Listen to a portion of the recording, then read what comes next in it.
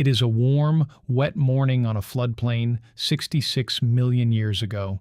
And though nothing in the world looks wrong, this is the last morning a certain animal will ever see. Ferns run to the horizon. A slow brown river winds through the green, and moving along its bank, an Edmontosaurus lowers its broad, flat face to feed. A duck-billed giant, longer than a bus, heavier than an elephant. It has done this on 10,000 mornings. It expects 10,000 more. It never hears the thing that has been watching it. What happens next takes about 2 seconds. A weight explodes out of the tree line, jaws lined with teeth the size of bananas close over the giant's face and bite down, with a force we can barely picture. Tens of thousands of newtons, one of the most powerful bites of any creature that has ever lived. And somewhere in that crush, driven against the solid bone of the duckbill's snout, one of the attacker's teeth catches, bends, and snaps clean off. Now freeze it. Right there, because that broken tooth never went anywhere. It is still buried in that animal's face. And this week, 66 million years later, you can walk into a museum in Montana and look at it. None of that was invented to open a video. Every piece of it is real, and it was pieced together just this week. Back in 2005, in the Hell Creek Badlands of eastern Montana, paleontologists lifted a nearly complete Edmontosaurus skull out of the rock. It waited half-studied for years, because sunk into the bone of its face was a tooth that did not belong to it, the tooth of a Tyrannosaur. And this month, researchers Taya Weinberg-Hensler and John Scannella finally published what that tooth reveals. Here is why it matters so much. Bite marks on ancient bone are honestly fairly common. Predators chew and the scratches can survive. But a tooth still lodged inside the bone is almost unheard of. Although bite marks on bones are relatively common, Weinberg-Hensler says, finding an embedded tooth is extremely rare, and it is rare in a precise, powerful way. A bite mark tells you something was bitten. An embedded tooth tells you who did it. It gives you the identity, she says, of not only who was bitten, but also who did the biting. So sit with what this actually is. A crime scene. 66 million years cold, and we have the victim, and a piece of the weapon, still resting in the wound, and the forensics only get sharper.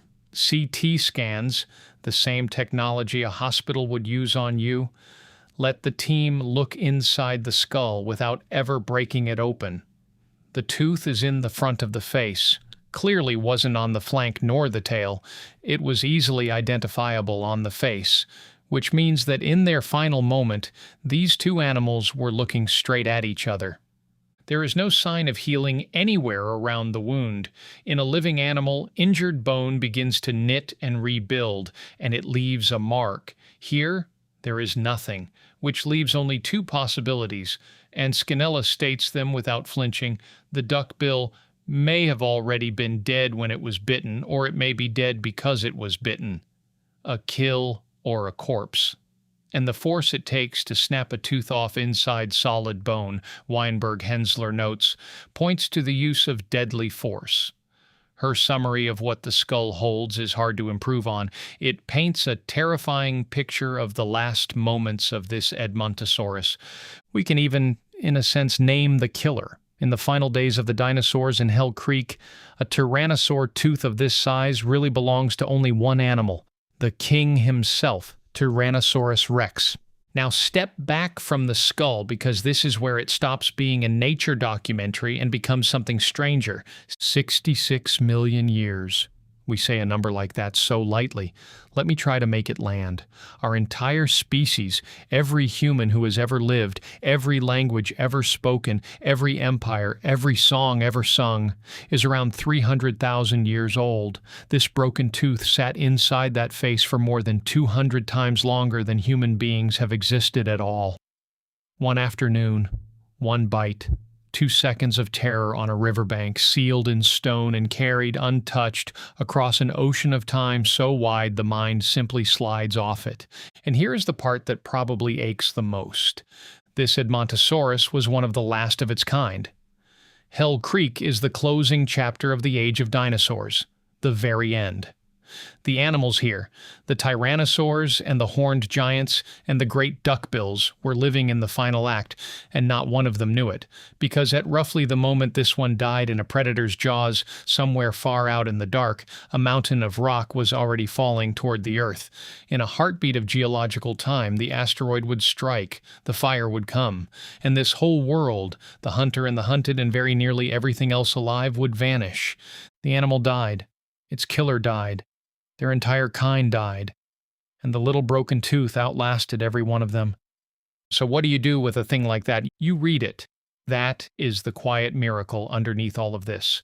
From a single fragment in the rock, a few careful people can reach back across 66 million years and resurrect not just an animal, but a moment.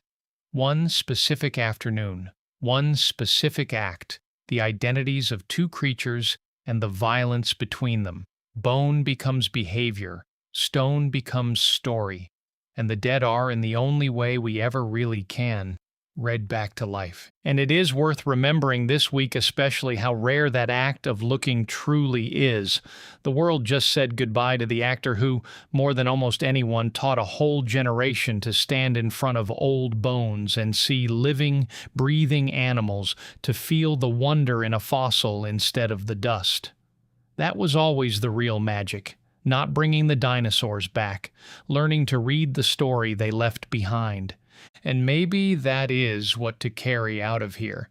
Every fossil is a frozen instant. The ground beneath your feet is not just ground, it is an archive of moments, billions upon billions of them, almost none of which will ever be read by anyone.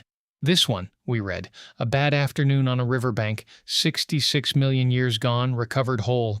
You are a frozen instant too, brief and warm and here for now. One day, you will be the past.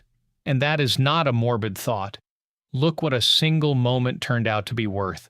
Look how far one ordinary afternoon can travel, read and wondered at and brought back to life 66 million years on. The awe was never only in how vast the numbers are. It is that a single ordinary instant can be that durable, that meaningful, that alive. That is what this channel is for. If a broken tooth and an old skull just made deep time feel a little closer, subscribe to Numen, and we will keep finding the awe hidden in everything.